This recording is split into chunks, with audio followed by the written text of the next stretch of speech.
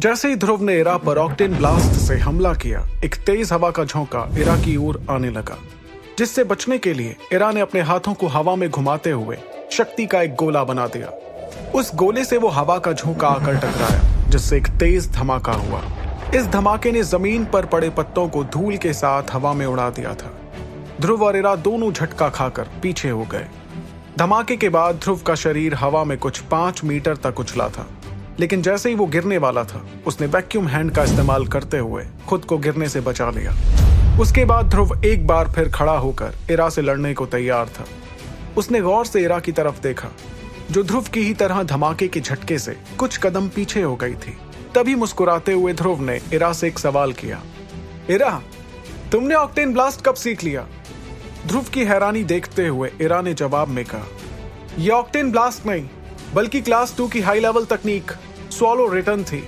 अगर इसमें महारत हासिल कर ली जाए तो हम अपने सामने वाले का हमला कॉपी कर सकते हैं। फिलहाल तो मैं इसे सीख रही हूँ, इसलिए ऑक्टेन ब्लास्ट को सिर्फ 10% ही कॉपी कर पाई। ये कहते हुए इरा के चेहरे पर एक मुस्कुराहट थी, जिसे देखकर ध्रुव ने उससे कहा, क्या हम सामने वाले के हमले को कॉपी कर सकते हैं? ध्रुव का सवाल सुनकर इरा ने मुस्कुराते हुए उससे कहा, हाँ, लेकिन तुम्हारा ऑक्टेन ब्लास्ट बहुत शक्तिशाली था। अगर मैं एकलव्य रैंक पर नहीं होती तो मैं तुम्हारा हमला बिल्कुल नहीं झेल पाती। इतने में ध्रुव को अचानक अपने हाथ में तेज दर्द हुआ। तभी उसे समझ आया कि इरा से लड़ाई के कारण वो बहुत थक चुका था। उसके शरीर से पसीना पानी की तरह बह रहा था और मन ही मन ध्रुव ने तपते सूरज को कोसना शुरू किया। गर्मी से बुरे हाल की वजह से ध्रुव ने आखिरकार अपनी शर्ट उतारना सही समझा। जैसे ही उसने अपनी शर्ट उतारी तो इरा ने देखा कि उसका शरीर बिल्कुल फिट था। 6 पैक एब्स के साथ एक रिप्ड फिजिक उसे और हैंडसम बना रहे थे। ध्रुव को बिना शर्ट के देखकर इरा शर्म से लाल हो गई। ऐसा नहीं था कि उसने ध्रुव को पहले कभी बिना शर्ट के नहीं देखा था, लेकिन कुछ महीनों की कड़ी ट्रेनिंग के बाद ध्रुव के शरीर में बहुत बदलाव आ गया था, जिसे देखकर मन ही मन इरा को कुछ कुछ होने लगा। फिर ध्रुव ने हाथ में शर्ट पकड़े हुए एक चट्टान पर लेटकर थोड़ा आराम करना सही समझा। फिर उसने इरा की तरफ देखते हुए कहा, 2 महीने गुजर गए और मैं अब तक 8 सितारों पर ही अटका हुआ हूं।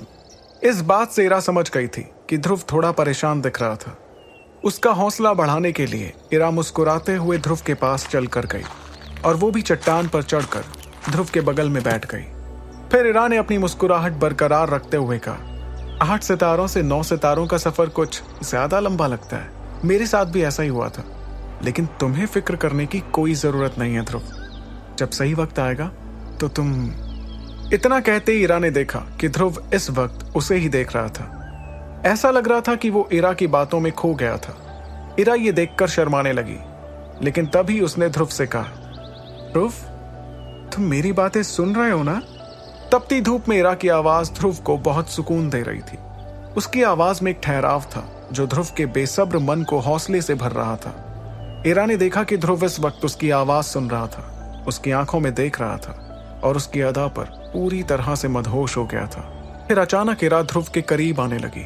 ध्रुव भी अपनी आंखें बंद कर ही रहा था कि अचानक उसे नींद लग गई। इरा को इसका अंदाजा हुआ और उसने धीमी आवाज में कहा, ध्रुव। लेकिन ध्रुव तो इस वक्त सो चुका था। ये देखकर इरा ने हंसते हुए अपना सिर हिलाया और फिर वो समझ गई कि दिन भर की कड़ी ट्रेनिंग से ध्रुव बहुत थक गया था और इसीलिए उसकी आंख लग गई होगी।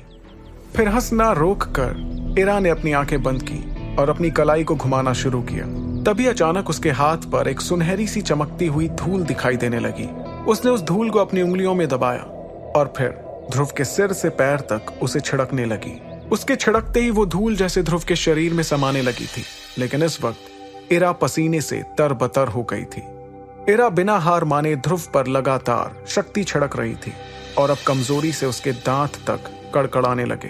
तो रुककर उसने सोते हुए ध्रुव को देखकर धीमी आवाज में कहा, बधाई हो ध्रुव, आखिर तुम 9 सितारों तक पहुंच ही गए और मैं जानती हूं कि सिर्फ कुछ महीनों में तुम एकलव्य रैंक भी हासिल कर लोगे। उसके बाद इरा मुस्कुराते हुए ध्रुव के बगल में लेट गई और धीरे धीरे वो भी नींद के आगोश में चली गई। कुछ देर बाद जब सूरज लगभग डूबने ही वाला था, तब ध्रुव की गहरी नींद खुली। उसने देखा कि इरा उसके बगल में ही लेटी हुई थी। जैसे ही ध्रुव उस चट्टान से उठने लगा, अचानक इरा की नींद खुली और उसने मुस्कुराते हुए ध्रुव से पूछा, तो आखिर शिरोमणि ने आंखें खोल ही ली? ये सुनकर ध्रुव भी मुस्कुराने लगा और उस चट्टान से उठकर अपने अकड़े हुए शरीर की हड्डियां चटकाने लगा।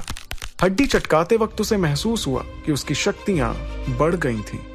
उसने अपने हाथों को देखा, फिर हैरानी से इरा की ओर देखते हुए कहा, मुझे ऐसा क्यों लग रहा है कि मैं 9 सितारों तक पहुंच गया हूं। उसकी हैरानी देखकर इरा को हंसी आ गई, जिससे ध्रुव भी खुद को मुस्कुराने से रोक नहीं पाया। पिछली बार भी सोते सोते ही उसके साथ ऐसा हुआ था और इस बार भी सितारों के इस तरह बढ़ने पर ध्रुव को भी हंसी आने लगी थी। फिर अचानक ध्रुव ने हवा में कुछ मुक्के चलाए और उस बढ़ी हुई ताकत को महसूस किया। उस ताकत के एहसास से उसके चेहरे पर एक मुस्कान आ गई थी। आखिरकार इस हैरानी से उभरते हुए ध्रुव ने देखा कि सूरज ढलने ही वाला था। ये देखकर उसने इरा से देरी के लिए मुस्कुराते हुए माफी मांगी, क्योंकि वो अच्छे से जानता था कि इरा वहां उसके लिए ही रुकी थी, वो भी इतनी देर तक। फिर ध्रुव ने अचानक अपनी शर्ट पहनना शुरू किया और हंसते हुए इरा से कहा, आज का दिन बहुत अच्छा है, इसलिए मेरे 9वें सितारे की खुशी में मैं तुम्हें एक छोटी सी पार्टी देता हूँ, लेकिन उसके लिए हमें वापस मैसोडोरिया जाना होगा, इसलिए थोड़ा जल्दी चलते हैं। उसकी बात सुनकर इरा ने भी मुस्कुराते हुए कहा, छोटी मोटी नहीं, बहुत बड़ी पार्टी चाहिए मुझे। एक तो तुमने मुझे इतना इंतजार कराया, उसका क्या? इस पर ध्रुव ने चालाकी से जवाब दिया, उसकी पार्टी मैं अगली बार दे दूंगा, अभी पैसों की थोड़ी कमी है। इस बात से दोनों जोर जोर से हंसने लगे और उनकी हंसी पूरे जंगल में गूंजने लगी। लेकिन सच तो यह था कि ध्रुव तहे दिल से इरा का शुक्रिया अदा करना चाहता था, इसलिए बाजार में एक ट्रीट देने के अलावा उसने इरा की पसंद की कुछ चीजें भी उसे तोहफे में दी। ध्रुव की किस्मत अच्छी थी कि इरा को ज्यादा महंगी चीजें पसंद नहीं आती थी, इसलिए उसे अपनी जेब ज्यादा ढीली नहीं करनी पड़ी। पार्टी के बाद वो लोग घर आ गए थे। ध्रुव आखिरकार अपने कमरे में आकर उछलते हुए बिस्तर पर लेट गया। उसके चेहरे पर सितारों के बढ़ने की खुशी साफ झलक रही थी।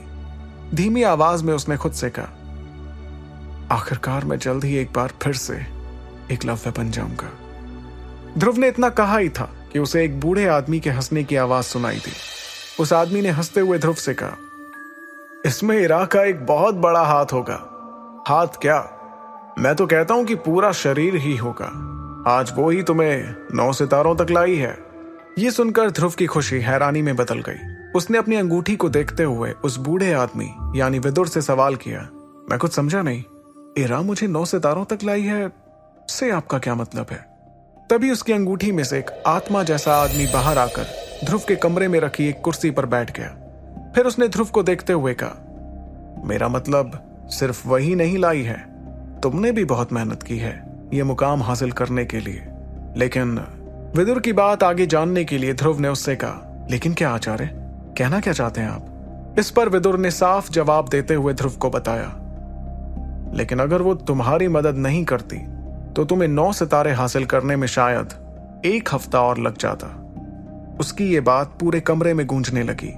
ध्रुव ये सुनकर तुरंत बिस्तर से उठा और आचार्य विदुर की तरफ देखते हुए उसने कहा, इसका मतलब इरा ने मुझे जादू से? ध्रुव को हैरान होते देख विदुर के चेहरे पर मुस्कुराहट आ गई।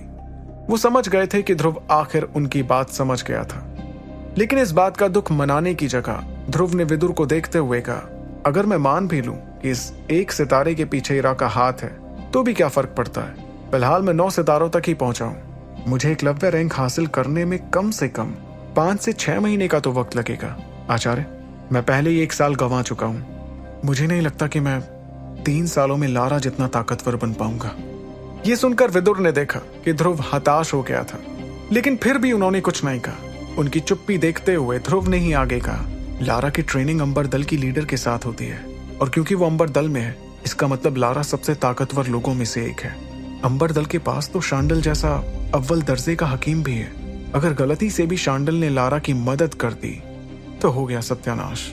इस पर विदुर ध्रुव को देखकर ये सोच रहे थे कि वो कठिनाइयों से कितना जल्दी परेशान हो जाया करता था। वो खुद को रोक नहीं पाए और जोर से हंसने लगे। उन्हें हंसता देखकर ध्रुव को समझ नहीं आया कि इतनी गंभीर बात पर कोई कैसे हंस सकता है। तभी उसने अपना मुंह फेर लिया, जिसे देखकर विदुर ने उसकी ओर बढ़ते हुए कहा, जिस अव्वल दर्जे के हकीम की तुम बात कर रहे हो मैं उसे अच्छे से जानता हूं। वो शांडल सिर्फ एक 6 सितारों वाला हकीम है। ना जाने उसे लोग गोलियों का राजा क्यों कहते हैं। गोलियां बनाने के अलावा उसे और क्या आता है? कुछ नहीं। विदुर की बात सुनकर ध्रुव के गंभीर चेहरे पर एक मुस्कुराहट आ गई थी। इस वक्त ध्रुव समझ गया कि विदुर कोई आम हकीम नहीं बल्कि बहुत पहुंची हुई चीज थे। चांडिल को मार्कस में गोलियों का राजा कहा जाता था, लेकिन विदुर तो उसका ऐसे मजाक उड़ा रहे थे जैसे वो कोई गोलियों का राजा नहीं बल्कि गोलियों का जोकर था। फिर अपना हाथ आगे बढ़ाते हुए विदुर ने ध्रुव से कहा, कल कुछ चीजें खरीदने के लिए तैयार हो जाओ। सबसे पहले हम खरीदेंगे करिश्माई शरबत का राज, जो होता है करिश्माई पाउडर में, जिससे वो शरबत बनाया जाता है। वैसे वो पाउडर होता तो बहुत कड़वा है, लेकिन ताकत बढ़ाने में करिश्माई शरबत से बहुत ज्यादा असरदार साबित होता है। और मुझे नहीं लगता कि लारा जैसी बिगड़ैल लड़की कभी इतनी कड़वी चीज खाने को तैयार होगी। ये सुनकर चौंकते हुए ध्रुव ने कहा, करिश्माई शरबत? लेकिन आपने तो पहले कहा था कि वो कोई खास चीज नहीं है। इस बात पर मुस्कुराते हुए विदुर ने ध्रुव से कहा, जानता हूं, पहले मैंने झूठ कहा था, और ऐसा इसलिए क्योंकि उस वक्त तुम इतने ताकतवर नहीं थे जितने आज हो। उस वक्त अगर तुम करिश्माई शरबत या पाउडर लेने की कोशिश करते तो तुम्हारा शरीर उसकी शक्ति संभाल नहीं पाता और फिर तुम कभी एकलव्य नहीं बन पाते। इसलिए तुम्हारी जिद को ध्यान रखते हुए मैंने तुमसे झूठ बोला था। लेकिन अब जो तुम मेरी उम्मीद से ज्यादा ताकतवर हो गए हो, इसलिए वक्त आ गया है कि तुम करिश्माई पाउडर का इस्तेमाल करो। ध्रुव ने उसकी बात सुनकर सोचा कि शायद आचार्य सही कह रहे थे। आज ध्रुव जो कुछ भी था वो आचार्य विदुर की वजह से ही था, इसलिए उसने उनसे और कोई सवाल नहीं पूछा। लेकिन अगर ये पाउडर इतना ही कड़वा था जितना कि विदुर बता रहे थे, तो उसे खाना भी बिल्कुल आसान नहीं होगा। लेकिन आचार्य विदुर पर भरोसा रखकर वो इस चुनौती के लिए तैयार हो गया। मगर जैसे ही आचार्य विदुर ने उसे सामान की लिस्ट पकड़ाई तो वो लिस्ट देखकर ध्रुव की आंखें फटी की फटी रह गईं।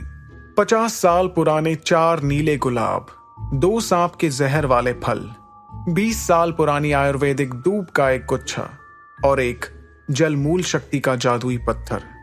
ये पढ़कर ध्रुव हैरान होने के साथ साथ थोड़ा घबरा भी गया था कि आखिर वो ये सब सामान लाएगा कैसे। तभी उसकी शक्ल पर 12 बजते हुए देखकर विदुर ने ध्रुव से कहा, क्या बात है, कोई दिक्कत? फिर जैसे ध्रुव अचानक विदुर पर फूट पड़ा और उसने कहा, कोई दिक्कत? अरे 50 साल पुराने नीले गुलाब की कीमत कम से कम 3000 सोने के सिक्के होती है, और ये सिर्फ एक की कीमत है। और सांप के जहर वाला फल, पहली बात तो मैं इसे लाऊं कहां से? और अगर मान लेते हैं कि गलती से ये किसी बाजार में मिल भी गया तो कम से कम 8000 सोने के सिक्के तो लगेंगे एक फल खरीदने में। हाँ, 20 साल पुरानी दूब। सच कहूं तो अपनी जिंदगी में मैंने सिर्फ एक बार ऐसी दूब को देखा है, और वो भी नीलामी के वक्त। और पता है उसकी शुरुआती कीमत क्या थी? 10,500 सोने के सिक्के। अरे आचार्य, इस लिस्ट की सबसे सस्ती चीज तक मेरे लिए बहुत महंगी है। इस वक्त अगर मैं कुछ लेने का सोच सकता हूं तो वो जलमूल शक्ति वाला जादुई पत्थर ही है, लेकिन इसके लिए भी मुझे 2000 सिक्के खर्च करने होंगे। कुल मिलाकर इन सब का खर्चा होगा 50,000 सोने के सिक्कों से ज्यादा। 50,000 सोने के सिक्के। आचार्य, आखिर मैं इतने पैसे लाऊंगा कहां से? ध्रुव को इतना परेशान होते देख विदुर ने गौर से उसे देखा और कहा, सच कहूं, इन सामानों को इकट्ठा करना तुम्हारी परेशानी है, मेरी नहीं। मेरा काम सिर्फ सबसे अच्छा पाउडर बनाने का है। ये सुनकर ध्रुव को गुस्सा आ गया। वो अपनी मजबूरी विदुर को समझाने की कोशिश कर रहा था, लेकिन विदुर के माथे पर इस बात को लेकर एक शिकन तक नहीं दिखाई दी थी। तभी ध्रुव ने गुस्से में बड़बड़ाते हुए कहा, आचार्य आप ठीक तो हैं? अरे मैं कह रहा हूं कि हर चीज का दाम बहुत ज्यादा है। अगर सच में मुझे बहुत सारे पाउडर की जरूरत है तो शायद पूरे शौर्य दल के खजाने में इतने सोने के सिक्के नहीं होंगे जितने आप सामान खरीदने के लिए चाहते हैं। तभी ध्रुव को कुछ याद आया और उसने बहुत निराश होते हुए अपने तकिए के नीचे से एक हरे रंग का कार्ड निकाला और विदुर से कहा, मेरे पास तो सिर्फ 10,000 सिक्के बाकी हैं जो हमने अमृत धारा बेचकर कमाए थे, और इतने में तो शायद एक ही चीज आ पाए। सुपर योद्धा के सारे एपिसोड्स को सुनने के लिए डिस्क्रिप्शन में दी लिंक से डाउनलोड करें पॉकेट FM ऐप।